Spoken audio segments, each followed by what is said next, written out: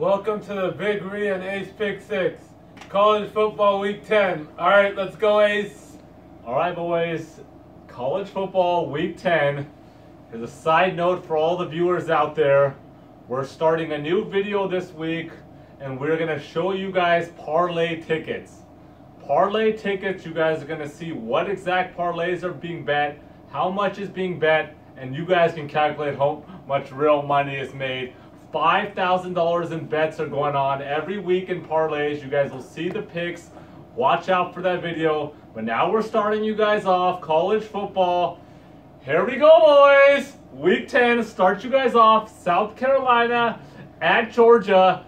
Georgia is a 23.5 point favorite here. South Carolina 6-2. Should be 7-1. They blew that game at Texas A&M. They should have won that. Gave up 2 TDs in the fourth. You know, and they have a solid defense here. They haven't given up more than 28 points to any team this season.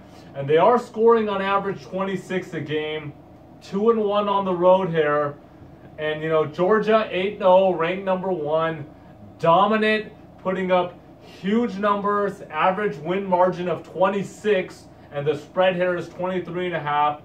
But they rely on the run game. That's what they do. Over 2,200 yards rushing, 25 TDs, 6.0 yards per carry average.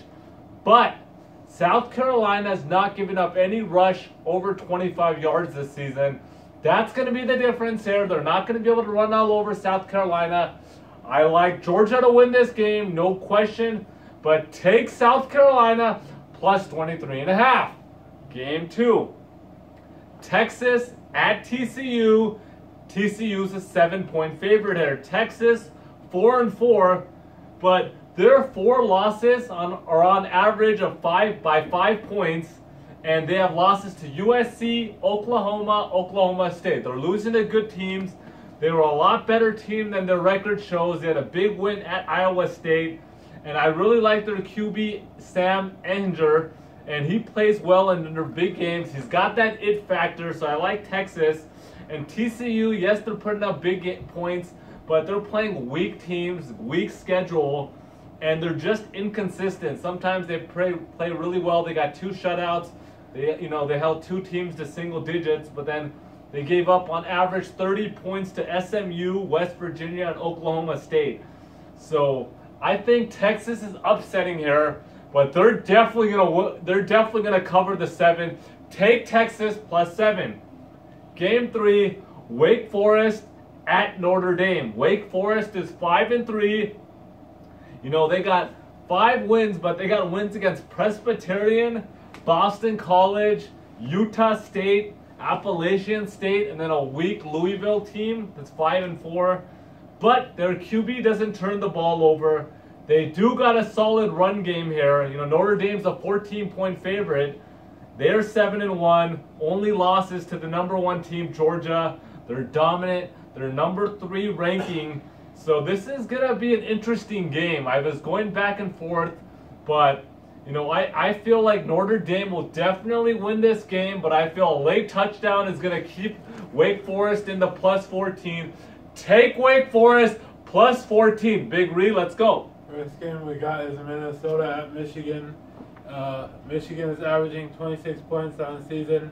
Michigan is giving up an average of 18 points. Minnesota is averaging 26 points. They're only giving up 17 points to opponents. Michigan is going to run the ball a lot, and it's going to be raining. I'm taking the under 41. Next game we got is a Friday night game, Memphis at Tulsa. Woo! Memphis is averaging 42.5 points on the season while giving up only 34 points to opponents. Tulsa is averaging 33 points on the season. Tulsa is giving up a staggering 38 points on the season. I thought Friday night games are always shootouts, so I'm taking the over 79, my lock of the week. Last game we got is East Carolina at Houston. Houston is averaging 28 points on the season while giving up 24 points to opponents. ECU is only giving up, averaging 24 points. ECU is giving up a staggering 46 points to opponents. I'm taking over 64 here. Peace out, guys.